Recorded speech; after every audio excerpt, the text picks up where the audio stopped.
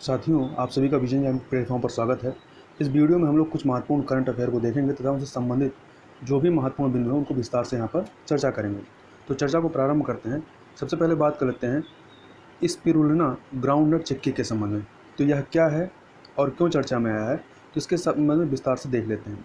तो हाल ही में मैसूर स्थित केंद्रीय खाद्य प्रौद्योगिकी अनुसंधान संस्थान, या इंग्लिश में कहें तो central food technological research institute CFTRI ने स्पिरुलिना ग्राउंडनट चिक्की विकसित की है। यह जो स्पिरुलिना ग्राउंडनट चिक्की है, यह कोविड-19 महामारी के समय लोगों को सूक्ष्म पोषक तत्व प्रदान कर सकती है और उनकी रोग प्रतिरोधक क्षमता को भी बढ़ा सकती है। क्योंकि लॉकडाउन की वजह से क्या है कि खान पान की दिक्कत हो रही है, तो ये जो पोषक तत्व, जो ज़रूरी पोषक तत्व शरीर को मिलना चाहिए, उन पोषक तत्वों को यह प्रदान करने का कार्य करेगा और साथ ही लोगों की जो रोग प्रतिरोधक क्षमता है वह भी बढ़ाने का कार्य करेगा, जिससे कि लोग कोविड-19 के संक्रमण से आसानी से लड़ सकें। अब ये स्पिरुलिना ग्राउंडनट चिक्की है, तो इसमें ये स्पिरुलिना क्या है, इसको थोड़ा समझ लेते हैं। तो स्पिरुलिना के बारे में बात करें तो स्पिरुलिना एक ऐसा जीव या बैक्टीरिया है जो ताज़े व खारे जल दोनों में बढ़ता है। स्पिरुलिना एक प्रकार का साइनोबैक्टीरिया है जो एकल कोशिका वाले रोगाणुओं के एक परिवार से संबंध रखता है, जिसे अक्सर हम लोग नीले हरे शैवाल के रूप में जाना जाता है। तो ये स्पिरुलिना क्या है, एक नीला हरा शैवाल है और इसका उपयोग जो है आहार पूरक सप्लीमेंट्री फूड या भोजन के रूप में किया जाता है और इसे जलीय कृषि, मछली घर और मुर्गी पालन उद्योगों में एक भोजन के एक पूरक के रूप में इसका प्रयोग किया जाता है। तथा जिस प्रकार से सामान्य पौधे क्या होते हैं, वो प्रकाश की उपलब्धता में, सूर्य के प्रकाश में प्रकाश संश्लेषण की प्रक्रिया द्वारा भोजन बनाते हैं, तो उसी प्रकार से साइनोबैक्टीरिया भी जो है सूर्य के प्रकाश की उपलब्धता में प्रकाश संश्लेषण की प्रक्रिया के माध्यम से ऊर्जा का उत्पादन कर सकता है और अपना भोजन बनाता है। अब आते हैं कॉन्टेक्स्ट पे। तो ये जो स्पिरुलिना ग्राउंडनट चिक्की है, यह एक प्रकार का स्नैक है, मतलब पूर्ण भोजन नहीं है पर एक तरीके का भोजन ही है कि आप इसको यदि लेते हैं तो जो भी सूक्ष्म पोषक तत्व शरीर को चाहिए उससे इससे प्रदान हो सकता है। तथा जो चिक्की है इसको तैयार करने के लिए स्पिरुलिना के साथ साथ ये जो क्या कह सकते हैं आपका नीला हरा शैवाल है, तो ये नीला हरा शैवाल के साथ साथ इसमें स्वादिष्ट एवं पौष्टिक मूंगफली का उपयोग किया गया है, जो कि विटामिन ए, बीटा कैरोटीन एवं आसानी से पचने वाले एल्गल प्रोटीन जैसे सूक्ष्म पोषक तत्वों से भरपूर है। तथा इसके अलावा यह जो CFTRI अर्थात केंद्रीय खाद्य प्रौद्योगिकी अनुसंधान संस्थान है, इसने अन्य पौष्टिक स्नैक्स भी तैयार किए हैं। एक तो इसको तैयार किया, इसके अलावा भी अन्य जो पौष्टिक स्नैक्स हैं जैसे कि न्यूट्री मैंगो फ्रूट बार और इलायची फ्लेवर पेयजल भी प्रवासी मजदूरों को खाद्य पदार्थों के रूप में दिए जाने के लिए तैयार किया गया, जिससे कि इसके माध्यम से उनके जो शरीर को पोषक तत्व चाहिए वह मिल सके और उनकी रोग प्रतिरोधक क्षमता बढ़ सके। अब यह बनाया तो गया, अब इन तक कब पहुंचता है यह देखने की बात होगी। आगे अब देख लेते हैं यह जो न्यूट्री मैंगो फ्रूट बार है, तो यह मनुष्य शरीर की जो प्रतिरक्षा प्रणाली है उसको बेहतर बनाने के लिए कार्बोहाइड्रेट, कैरोटीन, विटामिन सी एवं जस्ता जैसे खनिज पदार्थों से समृद्ध है, मतलब इसमें इसकी भरपूर मात्रा है। तथा इलायची फ्लेवर जो पेयजल है, इसमें पारंपरिक जो जड़ी बूटियां हैं उनके साथ ही प्रतिरक्षा बढ़ाने वाले गुणों को भी सम्मिलित किया गया है। अब यह जो संस्था है जिसके द्वारा इसको बनाया गया है, केंद्रीय खाद्य प्रौद्योगिकी अनुसंधान संस्थान, या जिसको शॉर्ट में हम लोग कहते हैं CFTRI, तो इसके बारे में देखें तो वर्ष 1950 में स्थापित केंद्रीय खाद्य प्रौद्योगिकी अनुसंधान संस्थान, तो कब स्थापित किया गया, 1950 में। यह CSIR अर्थात council of scientific and industrial research की एक घटक प्रयोगशाला है। तो याद रखिएगा यह CSIR की ही एक घटक प्रयोगशाला है और इसका हेडक्वार्टर कहाँ है, तो कर्नाटक के मैसूर में यह स्थित है। तथा इस संस्थान का कार्य देखें तो यह संस्थान इंजीनियरिंग विज्ञान, प्रौद्योगिकी विकास, अनुवादन संबंधी शोध तथा खाद्य संरक्षण और सुरक्षा आदि क्षेत्रों में अनुसंधान करने का कार्य इसके द्वारा किया जाता है। आगे चलते हैं, आगे बात कर लेते हैं टूर ऑफ ड्यूटी। तो टूर ऑफ ड्यूटी क्या है और चर्चा में क्यों आया है, तो अभी हाल ही में भारतीय सेना द्वारा सामान्य नागरिकों को, या जो आम नागरिक हैं उनको 3 साल के लिए सेना में शामिल करने से संबंधित एक प्रस्ताव पर विचार किया जा रहा है। यह जो विचाराधीन प्रस्ताव है जिसके माध्यम से सामान्य नागरिकों को 3 साल के लिए सेना में भर्ती किया जाएगा, इस प्रस्ताव को टूर ऑफ ड्यूटी से संबंधित किया गया, मतलब इसी को टूर ऑफ ड्यूटी कहा गया है, इस प्रस्ताव को इससे संबंधित किया गया है। अब होगा क्या, ये इस प्रस्ताव को मंजूरी मिल जाती है तो यह अपनी तरह का पहला प्रस्ताव होगा जो देश के आम नागरिकों को भी सेना में शामिल होने का अवसर प्रदान करेगा। मतलब कोई भी व्यक्ति जो है वो जो क्राइटेरिया है उसको फुलफिल करके सेना में शामिल हो सकता है शॉर्ट टर्म के लिए। और इस प्रस्ताव के अनुसार नागरिकों द्वारा सेना में शामिल होना पूर्ण स्वैच्छिक होगा, मतलब उनकी इच्छा पर है कि वो शामिल होना चाहते हैं या नहीं, कोई कंपल्सन नहीं है। इसके अलावा जो चयन मानदंड है उसमें किसी भी प्रकार की कोई कमी नहीं की जाएगी। जैसा सामान्य प्रोसेस चलता है भर्ती करने का, उसी प्रोसेस से लोगों की भर्ती की जाएगी। इसमें कोई कटौती या कोई छूट नहीं होगी। तो इस चीज़ को याद रखिएगा कथन के रूप में कि इसमें चयन मानदंडों में कुछ परिवर्तन होगा नहीं, चयन मानदंडों में कोई किसी प्रकार की कोई कमी नहीं की जाएगी। तथा यदि यह प्रस्ताव पारित हो जाता है तो इससे यह उम्मीद की जा रही है कि इसके फलस्वरूप सेना का जो वेतन और पेंशन का जो खर्चा है, जो कि एक बहुत बड़ा इनके जो बजट का बहुत बड़ा हिस्सा वो वेतन और पेंशन में खर्च होता है, उसमें भारी कमी आएगी। तथा जो इससे जो धनराशि बचेगी उसका उपयोग जो है सेना के आधुनिकीकरण मॉडर्नाइजेशन में किया जा सकेगा। इसको यदि एक आंकड़े से समझें कि कितना बर्डन है वेतन और पेंशन बिल का, तो सेना के वेतन और पेंशन बिल में पिछले कुछ वर्षों में तेज़ी से बढ़ोतरी हुई है, जो कि बजट आवंटन का 60% है। मतलब यदि मान लीजिए, ऐसे उदाहरण के तौर पर समझिए कि यदि 100 रुपये का बजट आता है तो उसमें से 60 रुपया जो है वो वेतन और पेंशन पे चला जाता है। तो बहुत कम अमाउंट बचता है जिससे आधुनिकीकरण भी करना है और अन्य सारे जो ऑपरेशन चलाने हैं वो चलाने हैं। तो इसलिए यदि सेना चाह रही है कि यह जो वेतन और पेंशन वाला जो खर्चा है इसको कम किया जा सके, तो यह कम कैसे होगा। तो ये जो टूर ऑफ ड्यूटी मतलब 3 साल वाला जो प्रस्ताव है, इसमें क्या होगा कि युवाओं को 3 साल के लिए शामिल किया जाएगा। 3 साल तो उन्हें तनख्वाह दी जाएगी, पर 3 साल के बाद उन्हें पेंशन वाला प्रोसेस है वो नहीं देना पड़ेगा। तो एक प्रकार से क्या है कि इनका जो बजट है, बजट में मतलब जो बर्डन है वो कम होगा। तथा यह योजना जो है उन लोगों को एक सुनहरा अवसर प्रदान करेगी जो सेना में पूर्ण करियर नहीं चाहते लेकिन वर्दी की इच्छा रखते हैं, मतलब वो आर्मी का जो एडवेंचर है उसको लेना चाहते हैं, तो उनके लिए काफ़ी सुनहरा अवसर है।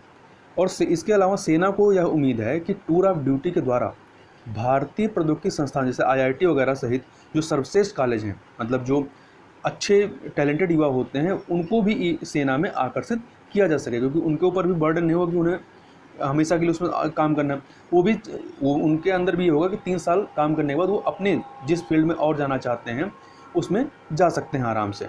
तथा इस प्रस्ताव के माध्यम से या इस प्रस्ताव के अनुसार राष्ट्र और कॉरपोरेट जगत दोनों को प्रशिक्षित, अनुशासित, आत्मविश्वासी, मेहनती और प्रतिबद्ध पुरुषों और महिलाओं से लाभान्वित होने की संभावना है। कैसे? क्योंकि जो हमारी सेना है वो अपने प्रशिक्षण, अनुशासन और मेहनत के लिए जानी जाती है। तो कोई भी व्यक्ति जो 3 साल वहाँ कार्य करेगा तो उसमें 3 साल में ये गुण जो हैं वो समृद्ध, इन गुणों से वो समृद्ध हो जाएगा। उसके बाद वह किसी भी फील्ड में जाएगा, या कॉर्पोरेट सेक्टर में जाता है, किसी भी संस्था से वह जुड़ेगा, तो उस संस्था में वो अपने अनुशासन, अपने मेहनत और अपने प्रशिक्षण के बल पर क्या करेगा, उसमें एक महत्वपूर्ण योगदान अदा कर पाएगा। और इसके अलावा ये जो 3 साल का प्रस्ताव है, इससे महिलाओं को भी काफ़ी ज़्यादा लाभ मिलने की उम्मीद है कि महिलाएं भी आर्मी में 3 साल के लिए जा सकेंगी। उसके बाद वो अपने दूसरे सेक्टर में जा कर के काम आराम से कर सकती हैं। यहाँ पे एक चीज़ और समझिएगा कि जो नॉर्मल प्रोसेस जो भर्ती की होती है उसे शॉर्ट सर्विस कमीशन कहते हैं। जो अधिकारियों की भर्ती होती है उसे शॉर्ट सर्विस कमीशन कहा जाता है। तो शॉर्ट सर्विस कमीशन के द्वारा क्या होता है कि सेना में आने पर न्यूनतम 10 वर्षों की अवधि के लिए सेवा प्रदान करनी होती है। परंतु जो ये टूर ऑफ ड्यूटी है, इसमें क्या है, इसमें जो अवधि है वो 3 वर्ष ही होगी। तो दोनों में यही अंतर है। शॉर्ट सर्विस कमीशन में न्यूनतम 10 वर्ष की अवधि आपको वहाँ पे सेना में देना पड़ेगा, और यहाँ पे टूर ऑफ ड्यूटी में क्या है, 3 वर्ष ही आपको काम करना पड़ेगा। आगे चलते हैं अंतर्राष्ट्रीय प्रकाश दिवस या इंटरनेशनल डे ऑफ लाइट के संबंध में। तो यह प्रत्येक वर्ष 16 मई को मनाया जाता है। तो प्रतिवर्ष 16 मई को यूनेस्को द्वारा अंतर्राष्ट्रीय प्रकाश दिवस या इंटरनेशनल डे ऑफ लाइट मनाया जाता है। अब यह मनाया क्यों जाता है? तो 1960 में लेजर के पहले सफल ऑपरेशन को चिन्हित करने के लिए यह प्रत्येक वर्ष 16 मई को मनाया जाता है। जो पहला सफल लेजर ऑपरेशन था यह एक इंजीनियर और भौतिक विज्ञानी थियोडर मैमन के द्वारा किया गया था। तो तब से क्या है, उसी को चिन्हित करने के लिए इस दिवस को मनाया जाता है। इसके अलावा यह जो दिन है, यह दिन कला, संस्कृति, विज्ञान, सतत विकास और शिक्षा में प्रकाश की भूमिका का जश्न मनाने के लिए भी मनाया जाता है। इस दिन को इंटरनेशनल बेसिक साइंस प्रोग्राम द्वारा प्रशासित किया जाता है। जिसको यूनेस्को द्वारा संचालित किया जाता है। मतलब यह जो इंटरनेशनल बेसिक साइंस प्रोग्राम है, यह यूनेस्को द्वारा इसका संचालन होता है। थोड़ा सा इसके बारे में देखें तो ये इंटरनेशनल बेसिक साइंस प्रोग्राम जो है, इसकी स्थापना यूनेस्को और उसके सदस्य राष्ट्रों के द्वारा की गई थी। अब यह जो दिवस है, इस दिवस को मनाने के उद्देश्य की यदि बात करें तो अंतर्राष्ट्रीय प्रकाश दिवस का उद्देश्य जो है वो सार्वजनिक समझ को बेहतर बनाने के लिए है कि प्रकाश और प्रकाश आधारित जो प्रौद्योगिकियां हैं या टेक्नोलॉजी हैं, भविष्य के समाज के विकास में कैसे मदद कर सकती हैं। तो इसके संबंध में एक जो सार्वजनिक समझ है उसको विकसित किया जा सके, तथा इस तथ्य को भी दर्शाता है कि ऊर्जा को बचाने में प्रौद्योगिकी जो है वो अधिक से अधिक भूमिका निभाने में मदद कर सकती है। मतलब जितनी अच्छी टेक्नोलॉजी है, तो टेक्नोलॉजी की मदद से हम क्या कर सकते हैं कि जो एनर्जी का कंजम्पशन है उसे कम से कम कर सकते हैं और एनर्जी का कंजर्वेशन कर सकते हैं। इसीलिए प्रकाश प्रौद्योगिकियों को संरक्षित करने की आवश्यकता है। तथा यदि हम यूनेस्को की बात करें तो यूनेस्को, जिसका पूरा नाम है United Nation Educational Scientific and Cultural Organisation, Hindi में इसको कहते हैं संयुक्त राष्ट्र शैक्षिक वैज्ञानिक एवं सांस्कृतिक संगठन। तो यह यूएन अर्थात संयुक्त राष्ट्र की एक विशेषीकृत संस्था है या एजेंसी है। इसकी स्थापना जो होती है वो 4 नवंबर 1945 को हुई थी और भारत इसका सदस्य बनता है 1946 में। तो याद देखिएगा, स्थापना 1945 में और भारत इसका सदस्य बनता है 1946 में। और इसका हेडक्वार्टर की बात करें तो इसका हेडक्वार्टर फ्रांस के पेरिस में है। यहाँ कई बार आदमी कन्फ्यूज हो जाता है यूनेस्को में और यूनिसेफ में। तो यूनेस्को का जो है हेडक्वार्टर वो पेरिस में और यूनिसेफ का जो है वो आपका न्यूयॉर्क में है। तो दोनों में कन्फ्यूज मत होइएगा, यूनेस्को पेरिस में है और यूनिसेफ जो है वो न्यूयॉर्क में है। और इसके जो अध्यक्ष हैं यूनेस्को के वो आंद्रे अजोले जी हैं। आगे देख चलते हैं, आगे है गोल कार्यक्रम। तो यह गोल कार्यक्रम क्या है इसको समझ लेते हैं। तो केंद्रीय जनजातीय कार्य मंत्री अर्जुन मुंडा द्वारा डिजिटल प्रणाली के माध्यम से आदिवासी युवाओं को मेंटरशिप प्रदान करने के लिए गोल कार्यक्रम शुरू किया गया, जिसका पूरा नाम है going online as a leaders. तो यह एक प्रकार का मेंटरशिप प्रोग्राम है। मेंटरशिप मतलब कि क्या है कि यह जो युवा होंगे उनको प्रशिक्षण, मतलब उनके अंदर क्या क्वालिटी है और उनको किस फील्ड में जाना चाहिए, तो एक प्रकार से उनके गुणों को उभारने का कार्य करेगा और उनकी जो कह सकते हैं जो टैलेंट है उनको उभारने का कार्य किया जाएगा इसके माध्यम से। और यह कार्यक्रम जो है जनजातीय कार्य मंत्रालय और फेसबुक इंडिया की संयुक्त पहल है। तो याद रखिएगा, यह जो गोल कार्यक्रम है यह जनजातीय कार्य मंत्रालय और फेसबुक की संयुक्त कार्यक्रम, इन दोनों के माध्यम से चलाया जा रहा है।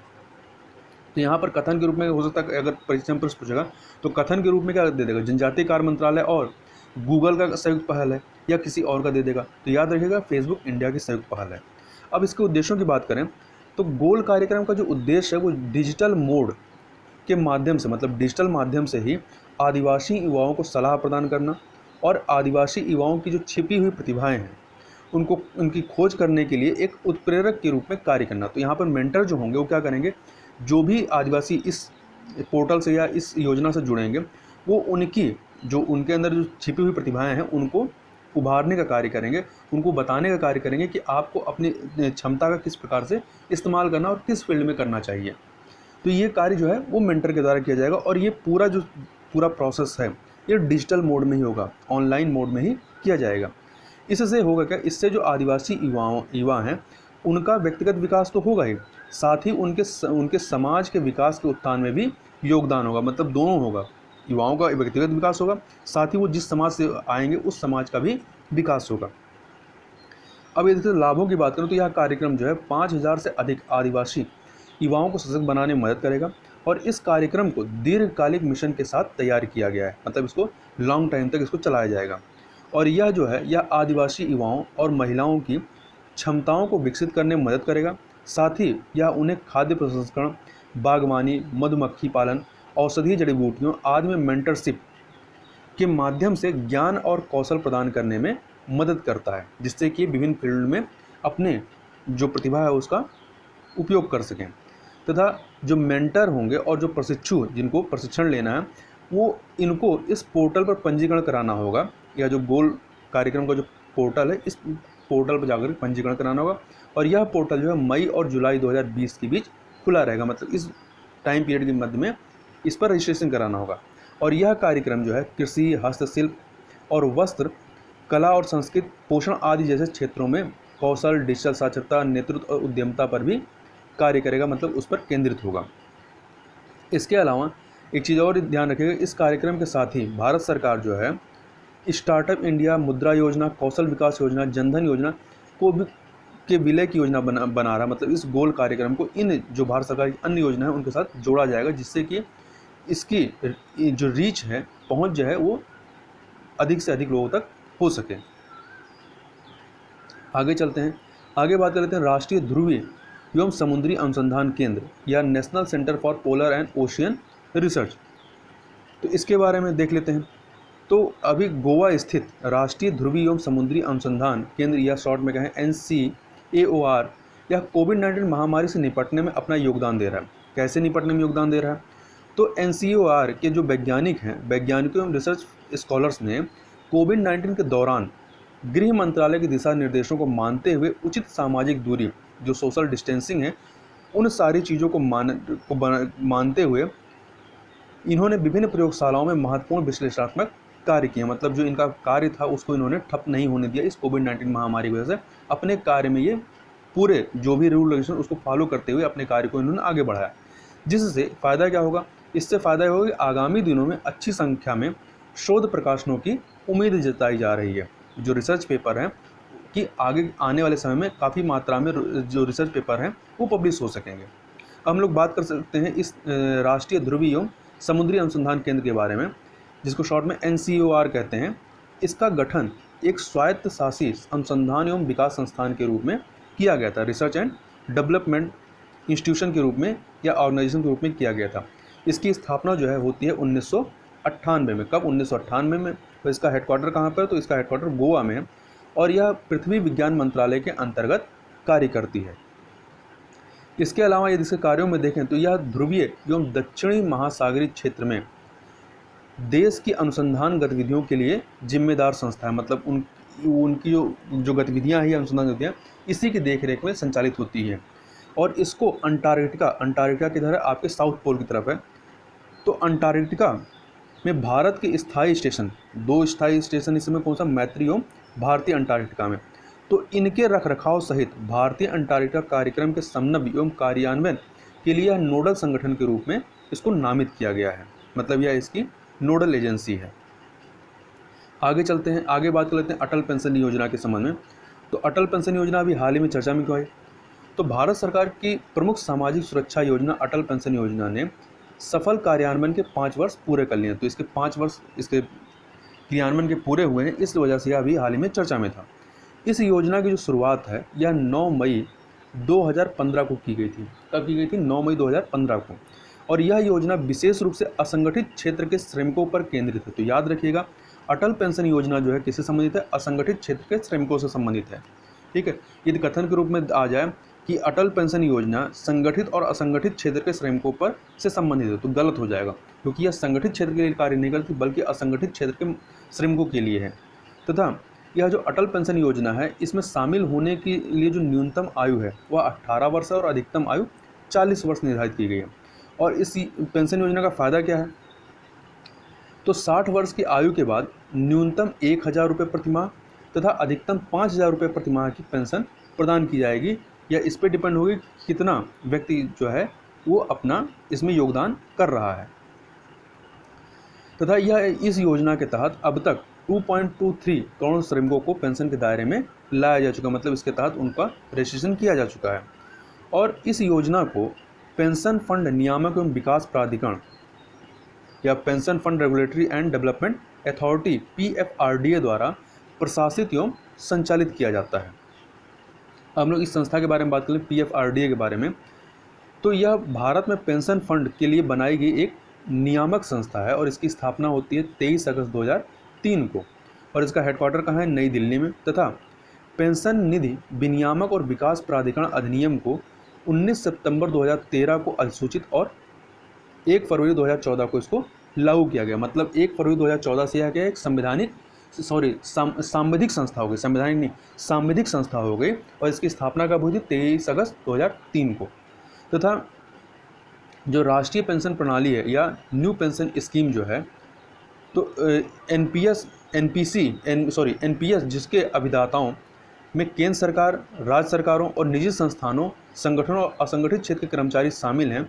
इनका नियमन भी जो है वो PFRDA के द्वारा ही किया जाता है।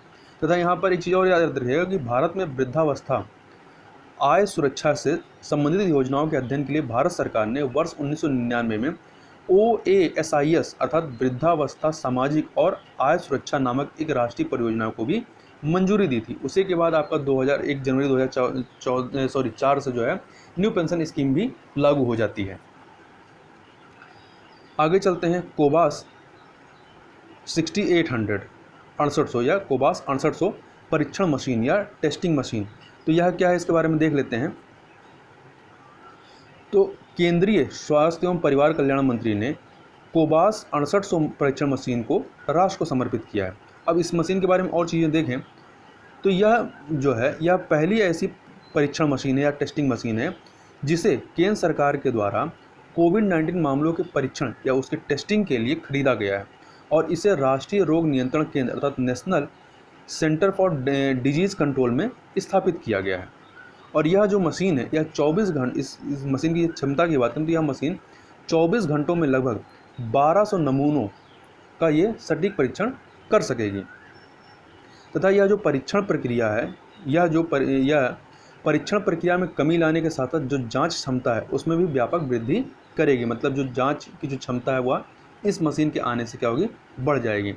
तथा इसकी खास बात क्या है कि इसमें रोबोटिक्स तकनीक का प्रयोग किया गया है। इससे फ़ायदा क्या होगा, इससे फ़ायदा यह है कि यह संदूषण को अर्थात जो संक्रमण है उसकी संभावना को कम करता है तथा स्वास्थ्य कार्यकर्ताओं में संक्रमण के जोखिम को यह न्यूनतम कर देता है क्योंकि यह रोबोटिक्स तकनीक के माध्यम से कार्य करता है। तो क्योंकि इसे सीमित मानव हस्तक्षेपों के साथ मतलब सीमित मानव का इसमें जो है हस्तक्षेप काफ़ी कम होगा तो इसे दूर से संचालित किया जा सकता है। तो इसलिए उनके जो स्वास्थ्य कार्यकर्ता हैं उनके संक्रमित होने की संभावना इससे काफ़ी कम रहेगी।